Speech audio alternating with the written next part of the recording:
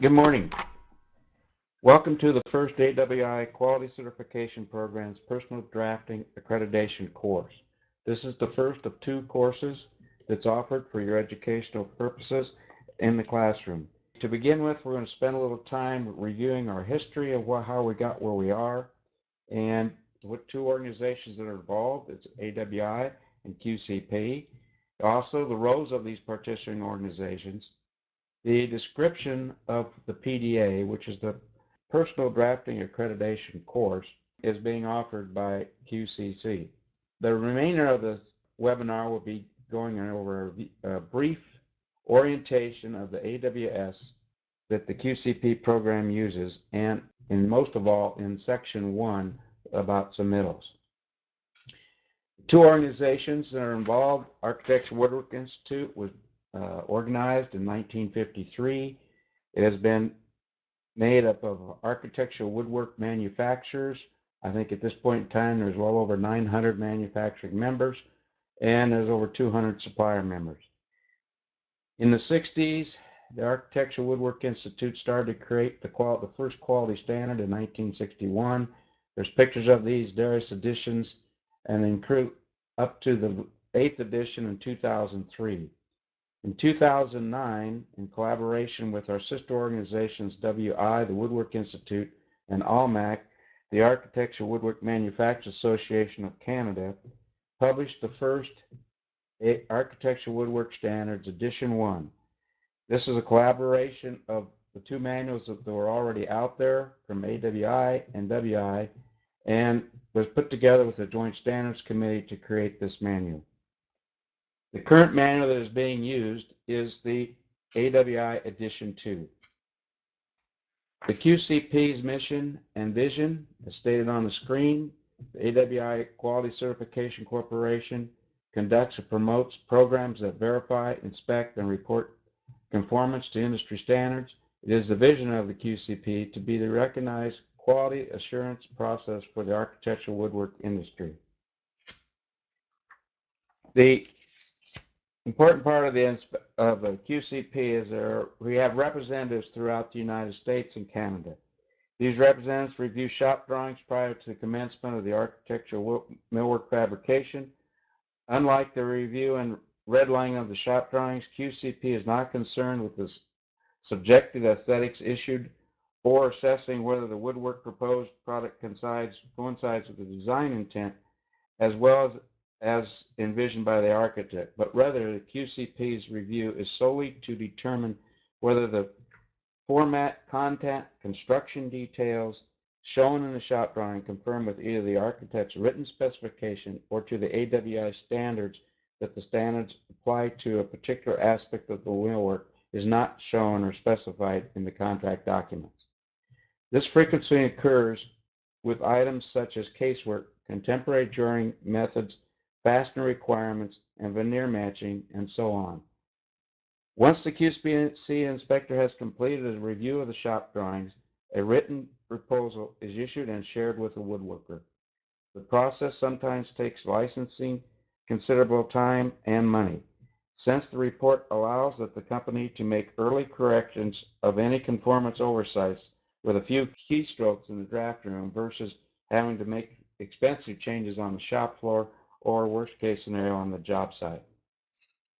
Edition 1 was released in 2009.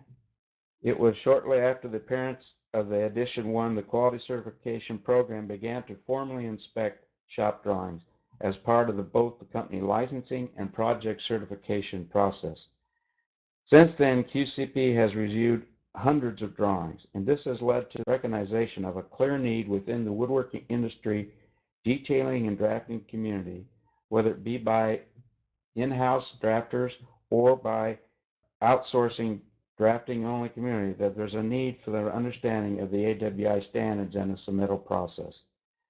The AWI certification program has put forward, and since 2001, a tremendous amount of GSA certified projects and certified projects from major federal government projects that are required to have a QCP registered number. Whether you work as an employee or established woodworking firm or an outsourcing company, the Personal Drafting Accreditation test to your profession of the knowledge of the AWI standards. The new program that QCP has put forth, the Personal Drafting Accreditation program, has a 3-step process. Complete an online application with the required $150 fee and then a $75 annual renewal fee. Completion of the AWI online book test with a heavy focus on Section 1. Submittals. 85% correct answers are required. This is an open book test. And review of a shop drawing set with identifications of missing and incorrect data. This will complete the requirements for the new certificate. Keep in mind that the test is about the AWI Quality Standards Edition 2. It is around Section 1, and it is an open book test. For our purposes today, we're going to review the standard. It is more important that the person understands how the standard reads, how to look up the information, not exactly knowing exactly what's in the standard as far as the reference of the information, but how to use the standard to verify the questions and do the proper job of detailing. The standards is broken up to 12 sections. The first 4 sections are general in nature. There's a submittal section. Section 2 is a care and storage. Section 3 is a lumber. Section 4 is sheet products. The remaining 8 sections are product related. There's a finishing section, a millwork section, stairwork and rails, wall, ceiling, surface, and partitions, the door section, the casework section, which probably is our largest section that we're concerned about, and the countertop section. And there's historic restoration work section. The submittals section in any architectural project is the first thing that must be determined by the drafter. Is what is the bottom line of the specifications that you need to know. Far too many times our companies sell a product, but we fail to transmit that information down to the drafter to let them know just exactly if there was any changes made to make that process complete, and to make what is the specification that we used in the bidding process. This has to be given to them, and this is very important. The second section is the care and storage. This section probably has more important information as to how well our product will be accepted by the owner than any other section. Because of the humidity cases that happen throughout the country, how it affects our finishes, how the care and storage of our product during the raw product stage through production, into storage, into delivery, and into installation is put in the care and storage section. This is very important to understand the relative humidity and how it affects our products and how it affects our bottom line is getting paid for the job done. The third section is the lumber section. This is the first of 2 material sections, and it covers hardwoods and softwoods. Included is a basic primer identifying wood characteristics and considerations. Basics rules pertain to all solid woods, as well as specific hardwood rules, and rules make up most of this section. It goes into detail, and depending on how the specifications are written, it talks about how the lumber's cut and talks about the characteristics of the lumber, the characteristics of the different aesthetic design of the lumber that's being specified. The next section, Section 4, is sheet products. This section is the second material section. This section includes a wide range of sheet goods: hardwood, softwood, veneers, high-pressure decorative laminates, overlays, backers, solid surface, solid phenolic, epoxy resin, natural and manufactured stone. The section identifies common panel cores and panel surfaces referred to be in subsequent product sections. It contains material rules specific to all the sheet products that the section covers.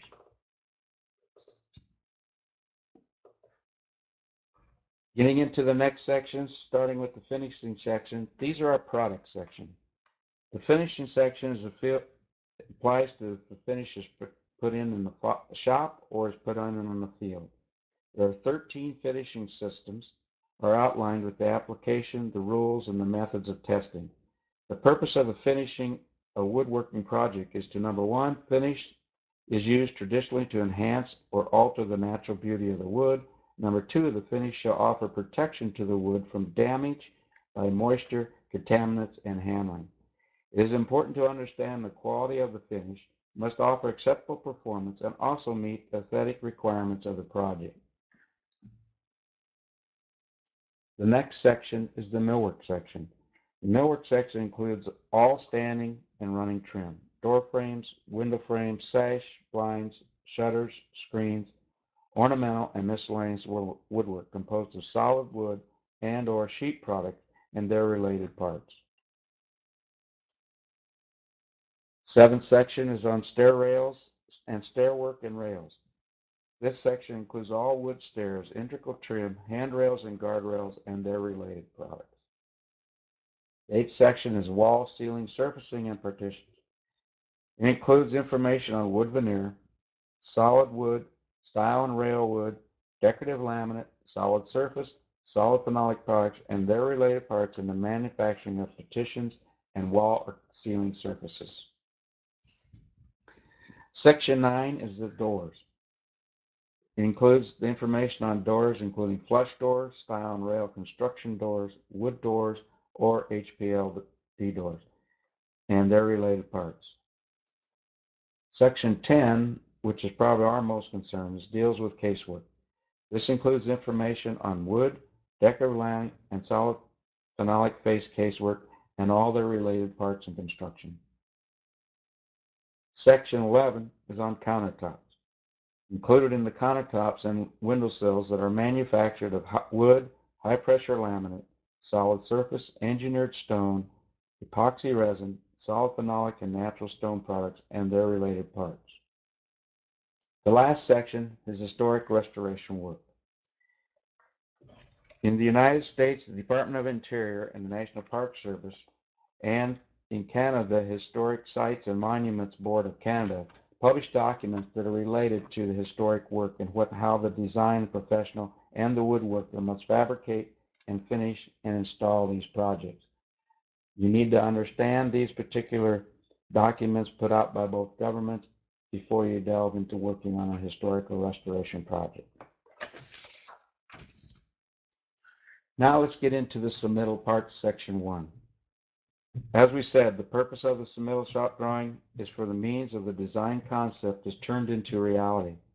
As a guide for the preliminary communication among manufacturers, general contractor, and design professionals, these drawings need to indicate methods of construction, exact material selections, finishes, method of attachment and joinery, exact dimensions, and should include the manufacturer's technical suggestions.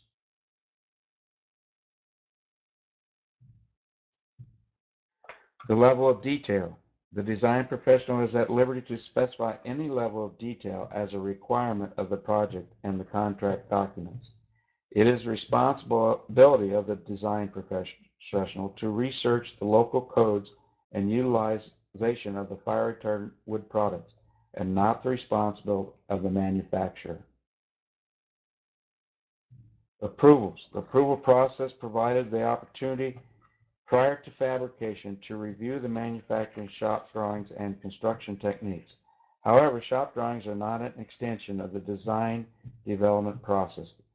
Therefore, changes by either party of intent or concept made during the shop drawing review may result in a change of cost and or time. Section Submittals Considerations for the design professional.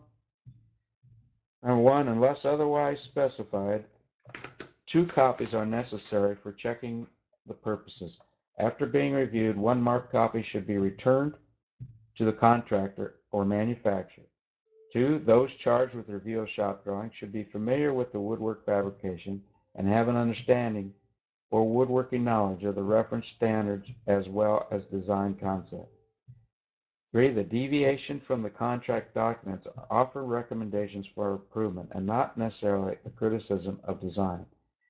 It is as wrong for a reviewer to arbitrarily stamp, revise, and resubmit on a shop drawing that proposes a change as it is wrong to automatically accept shop drawings because they contain duplicates of the original drawing. Consideration for manufacturers. 1. The purpose of the shop drawings are to demonstrate the way by which the manufacturer proposes to conform to the design concept expressed in the contract documents. The manufacturer's shop drawings are drawings, diagrams, schedules, and other data specifically issued and prepared to promote their portion of the work. The common levels of approval are approved, approved as noted, revise and resubmit, and reject. When drawings are approved or approved as noted, rather than revise and submit, the design professional can save several weeks of production time, provided the concept and all the changes are clearly marked on these drawings. Scheduling and submittals. Scheduling a tight production schedule can create a production problem for the finished trades. Design professionals should work with the manufacturer through the contractor to determine the maximum approval to fabrication timeline to keep a job on schedule. i.e., shop drawings must be returned approved to fabricators 7 days after submittal. This is just an example, but if we don't tell them when we have to have these drawings back, we can't expect them to get them back to us. We need to be very forceful enough to let them know if they are not returned in such time that will delay the project. The process. It is the responsibility of the contractor to coordinate the manufacturer's shop drawings with the work of all other trades and to ensure that the whole 2 dimensions are enforced.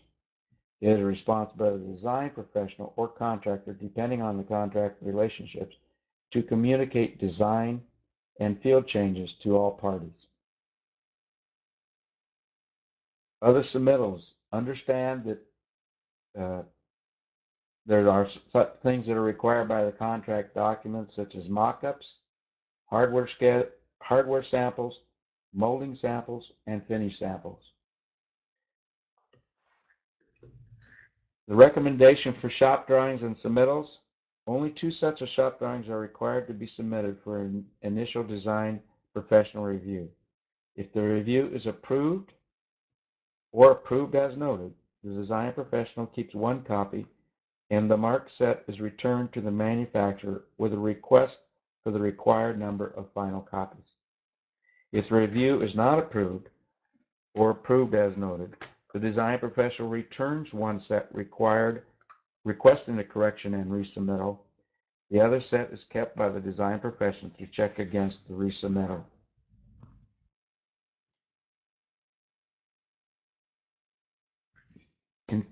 We're moving on to the compliance requirements of Section 1, the basic considerations. For shop drawings, grades, there are no differences in, or requirements for shop drawings are the same in all grades, whether it be economy, custom, or premium. The range of color. When you're submitting a finished sample, be sure to inspect it on the finished wood products is due to the variance in the color within the same species as with the same log. And industry practices. All submittals are submitted to the contractor, design professional, or the owner for review prior to fabrication. They are the property of the manufacturer, and the manufacturer is not responsible for errors caused by their unauthorized use by others. The manufacturer is encouraged to make technical suggestions, raise questions based upon working experience. However, changes incorporated within shop drawings in themselves are not a request for approval.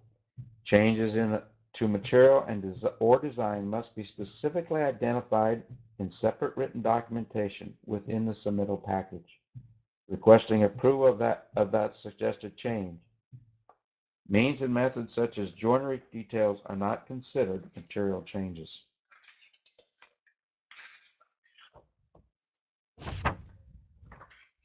Continuing on with the basic considerations, the responsibility of code and regulations. The responsibility of the code and regulations Research and compliance direction is that of the design professional, not of the manufacturer and/or installer.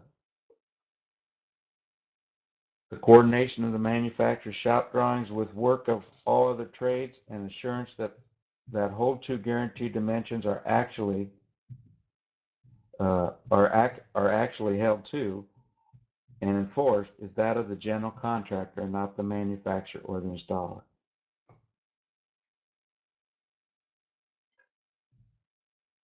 Communication of the design and field changes to all parties so that if the dimensions are changed, each subcontractor can be held responsible for their work is that of the design professional or the contractor, depending on the contract relationships. Continuing on with the compliance requirements, shop drawing submittals, the scope. The scope of a shop drawing is all material and product covered under the scope of these AWS standards that is being furnished by your contract documents.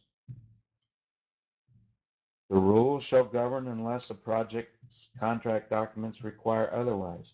These rules are designed to provide a well-defined degree of control over the project's quality of submittals. In other words, unless it's so specified, the AWS different than the AWS, the rules of the AWS will be the standard. Also, errata published by the sponsoring association website shall take precedence over these rules. They are subject to their date of posting and the project's bid date. Here is the website and we'll list the erratas for the edition 2, AWS edition 2. This is on the QCP website as well as on the AWI website. Continuing on with compliance requirements, the basic rules for submittals. They shall be submitted to the appropriate parties prior to fabrication. They shall note project's phasing on drawing if applicable, and they shall illustrate the project requirements. The rules of the AWI standard apply to all grades equally. The drawing sheets shall be a size required to convey the design concept. A minimum will be 11 by 17, except for door submittals, which may be an 8.5 by 11. They shall be numbered. They shall be dated. They shall be electronically submittals if requested and or approved by the design professional and in a portable PDF format. We're going to go and look at a few of these drawings in the shared files portion. If you go up to the top of the page of your sheet, you'll see a piece of paper with an arrow in it. If you click on that, it will bring up shared files, and you will see a PDF file that's AWS Edition 2 that you can download by hovering over that. So you can go to the green arrow. You can download this. This is 19 different sets of drawings that I'm going to show through you. They're kind of hard to read on here. You can do that while we're talking if you'd like. Otherwise, you can view what I go through. The first thing is the cover sheets and titles. They must include the project name and address, design professional firm and the contact information including phone, fax, and email, contractor firm and contact information, manufacturing firm and contact information, installer firm, contact information, finishing firm and contact information. The AWS grade requirement is the same throughout, or if it's multiple grades apply, cover or title sheet shall indicate the applicable grades and scope, and the drawing shall individually indicate which grade. Table of contents. The table of contents listing all items in the woodworking submittal package should include the number and title of each shop drawing page, the number of material, hardware, etc., description of the finished sample supplied, a description of the substitution and or change requests, which shall be itemized separately from the shop drawings, and shall be submitted as soon as possible and no later than the time of the shop drawing submittal. Include the reason for the request, include a comparison of the requested product or design to that specified or shown, including technical data from the product manufacturers and/or detailed drawings as applicable. Include a statement of the cost of the impact and possible impact to other trades, and include a statement of the possible schedule impact. When contract documents are in variance to these standards, a listing of all variant items with reference to the contract document and to the AWS standards. An example also shown on the shop drawings, there's an example of where you should highlight. You'll see, for instance, it says architect to approve melamine interior in lieu of HPDL. This should also be highlighted on the drawings as well as put onto a variance request. Our material lists is our specification pages. These items to be used for exposed, semi-exposed, and concealed surfaces, including the lumber species and a cut for that transparent finish. However, cut is not relevant for items exposed on all sides, such as turnings, railings, and some moldings. Veneer species, the cut, leaf match, balance, panel match, and room match for transparent finish, and is specified the flitch, number, and supplier. Lumber and veneer species only for opaque finishes. Panel core type, thickness, if any special compliance is required, such as moisture resistant, fire retardant, no formaldehyde, and any carved information. Laminates including applicable NEMA grade and thickness, solid core phenolic, solid surface, specialty work such as a metal, glass, fabric, etc. that might be covered in your contract. All adhesive types being used, including where they are being used, and indication of the adhesive type used at a detailed drawing.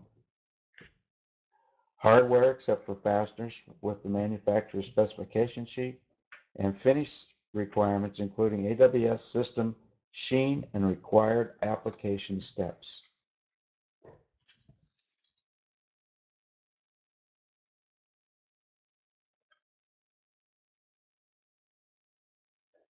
These are just some examples. As I said, they're hard to read on the slide. If you would download these, you can have them printed out, or you can bring them up. They're just examples to show you what some of the things are required. Not everything, everything that's on there is not in every project. You would only try and use it and organize your shop drawings so they would include what is on your project. Compliance requirements. The basic rules of the shop drawings. Sheet drawing shall show the following. The reference plan, 1/4 inch, is to be provided in 1/4 inch to a foot. The plan and elevations, to be 3/8 to a foot. Detailed sections, whether it be a horizontal or vertical sections, are 1.5 inches to a foot. And the joinery and detailed sections, trim sections, that molding type profiles should be detailed at 3 inches to a foot. There should be internal blocking, should be shown where required for woodwork installation, showing the center line height of horizontal location and materials. Side or back wall runs of all countertops, not otherwise supported by casework or support brackets. Wall or ceiling mounted surfacing and or standing and running trim. Wall mounted shelf standards. Door and window frames. Wood and wood products blocking is required where nails are allowed for woodwork attachment.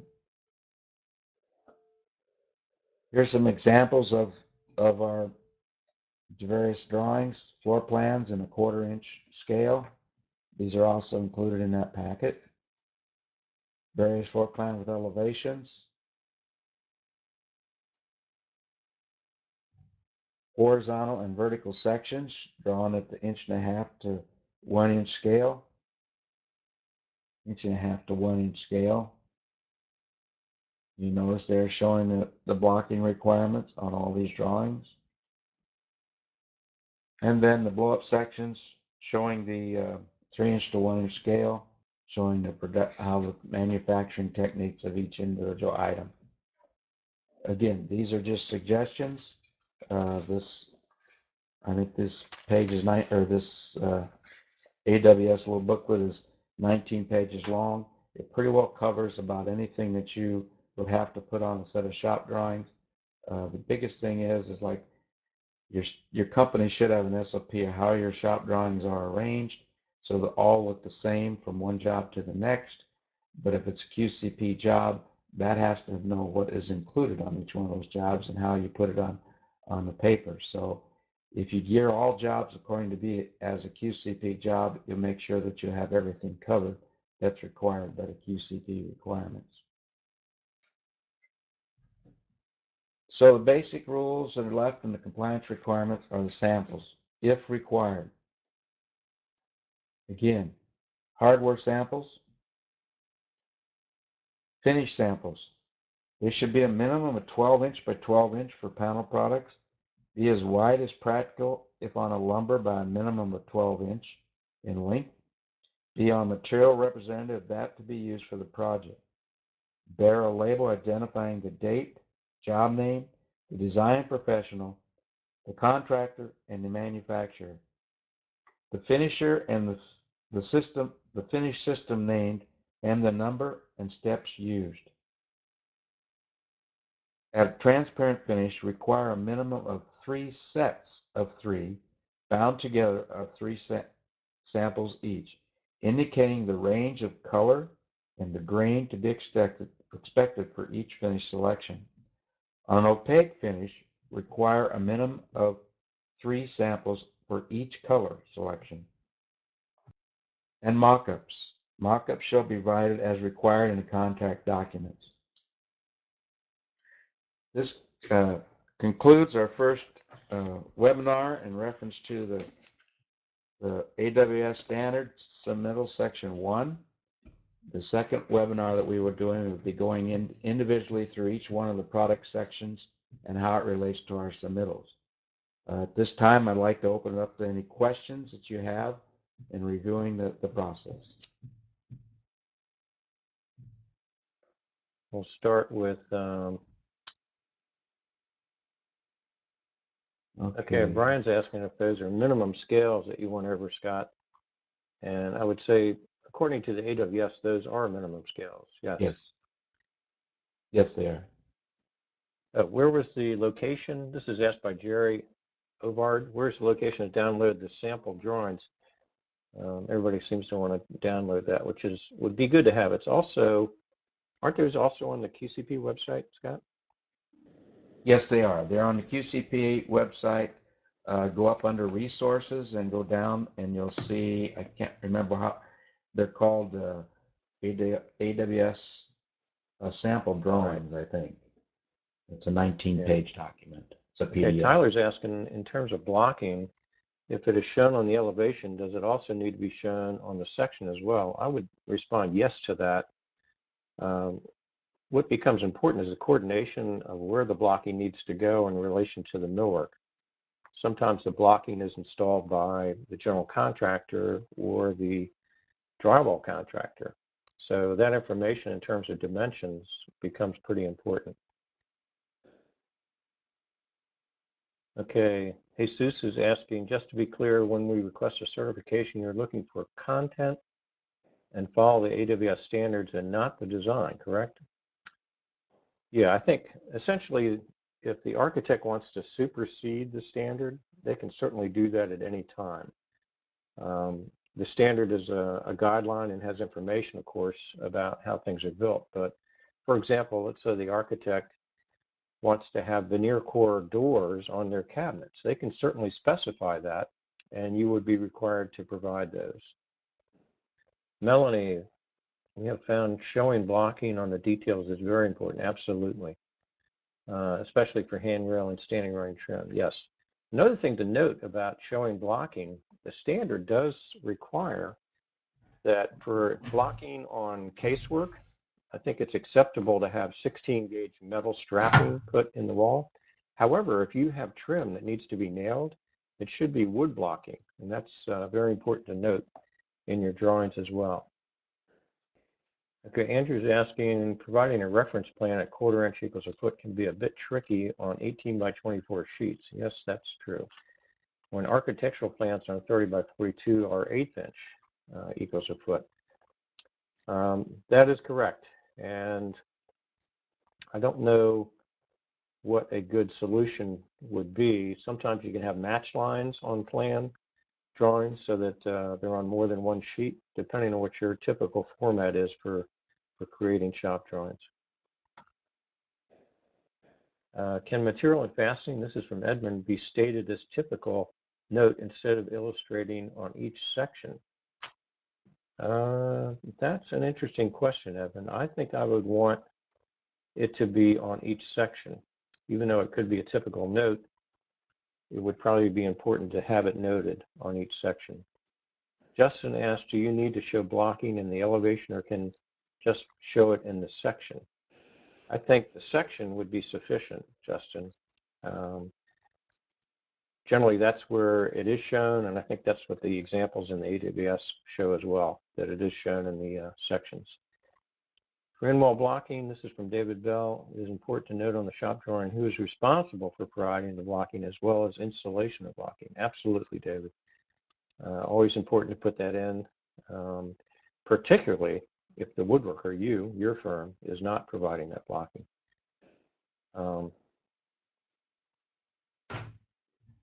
Ruben is asking, in terms of blocking, if it's shown and dimension on the elevation, that sections blocking just be shown but not dimensions, right?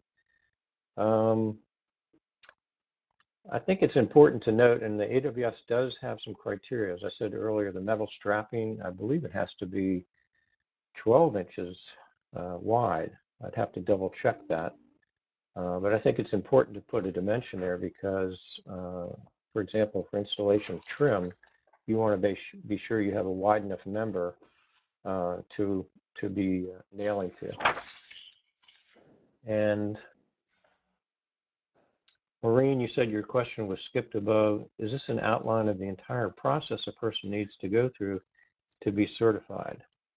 This is not an outline of the entire process. The second webinar will include a pretty good overview of what will be on the test and what will be required on the test.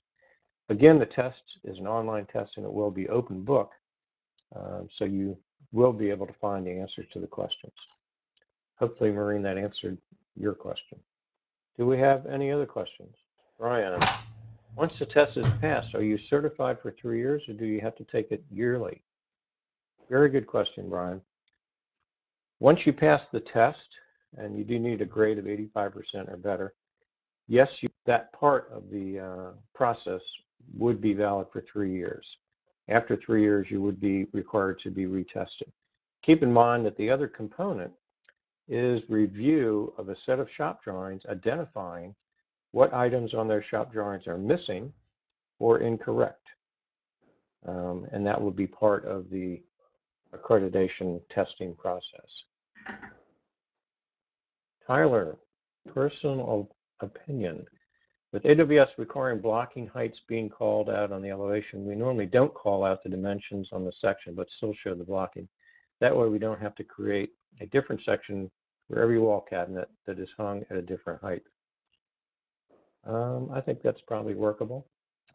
Scott says, in what section will the difference between economy, custom, and premium be found? Scott, that is pretty much throughout the book in each section of the standards.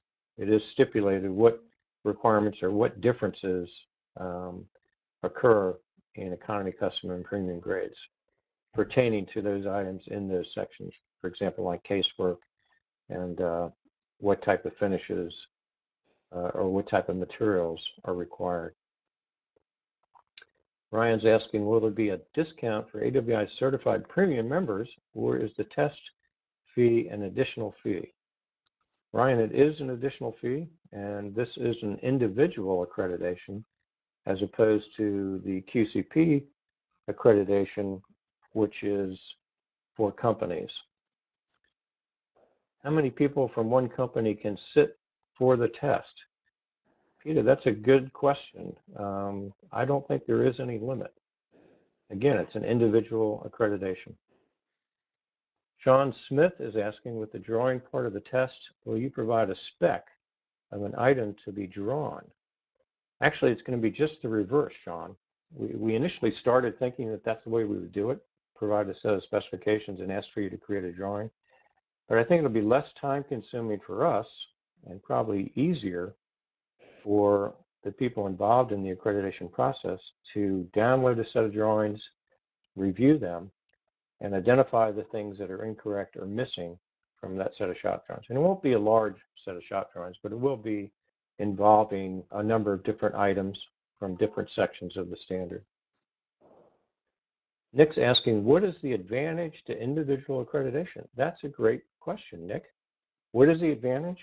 I think the advantage is knowledge, so that the people that are creating the drawings in your company will have a better knowledge and a more intimate knowledge of the standard and what is required to be on a set of shop drawings. As Scott said at the beginning of the presentation, most people realize that making a correction on a piece of paper is a lot less expensive than making a correction in the plant floor or having to go out to the job site and uninstall something and correct it and reinstall it.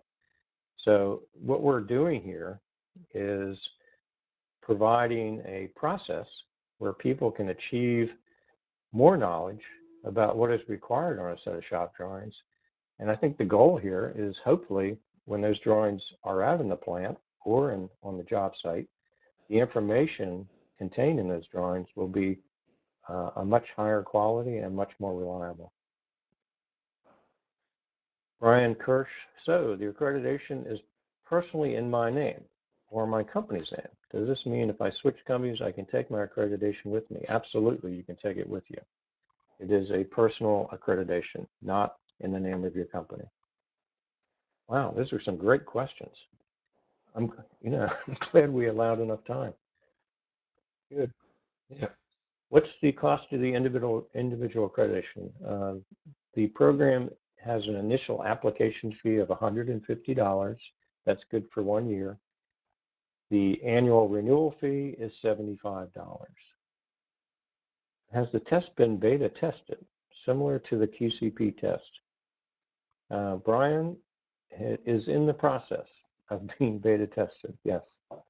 One of the changes that we're looking at, not only for this test, but in revising the AWS test, is to change the section references. I know anybody that's taken the test, that's one of the most difficult parts of the test.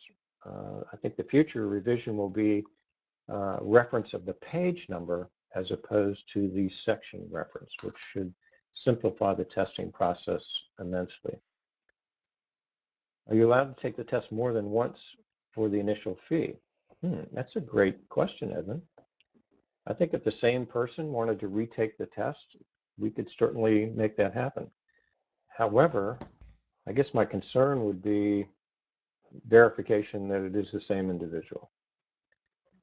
Does each engineer need to be accredited? It's not a requirement, Jay, to be accredited. It is an optional program. And again, the intent of the program is to increase the knowledge base for people that are producing shop drawings. Do the submittal drawings need to have a table of contents? That is not how your company's submittal drawings are submitted. Well, Justin, if you are doing a certified project, the answer is yes, they do. And if your drawings are reviewed for a certified project, that will be noted as a non-conforming item. Johnny Gage, if your shop drawing shows a vertical sections and details out what is happening within the product, is a horizontal section redundant information and is still required? I'm trying to figure out our maximum information presented to the client owner GC as well as my production plant without redundant information. I can understand that. I think essentially what Scott went over was you want a plan view, you want an elevation, and you want sections of the elevations showing construction methodologies. hopefully that answers your question. Randy, I might add one thing on that. I would think that the horizontal section would need to be, for instance, a finished end, a joining of cabinets, and a wall end on each particular situation. Granted, it could be typical all the way throughout, but you need to show the joints as to how they relate to the walls. Good point. Good clarification. Thanks, Scott. John Elder, how was the $150 fee arrived at? This seems high for individuals. The QCC Board of Directors debated this issue for some time and finally arrived at this price point after doing research in the marketplace about other accreditation products. Probably most notably was the Construction Specifications Institute and some of their educational offerings. David Bell, is accreditation available for estimators and project managers? I don't think. That's a question for AWI. Well, as far as QCP is concerned, I think anybody go through this accreditation process. It's not necessary that they be an actual drafter. You could certainly do that. Let's see. Jerry's asking, do cabinet sections have to be 1.5 inch scale or can it be 3/4 scale? Scott, do you remember what you said in there? Yeah, 1.5 inches. There could be 1.5 inches. PETA, is this accreditation recognized by any other profession? It is not a requirement, and it is not recognized, to my knowledge, by AIA or CSI, if that's what you're referring to. Brian, what will be proof of accreditation? Will something be mailed to me? Absolutely. You will receive a certificate in your name after successful completion. Okay, Gary's asking, is 3/8 scale standard for plan and elevation? We typically use 3/4. Scott, you want to answer that one? That's the minimum. Yeah, I mean, you can certainly exceed that, I would think. Well, there are no other questions. We thank everybody for attending. We appreciate it and hope to see you at the next seminar. Thank you.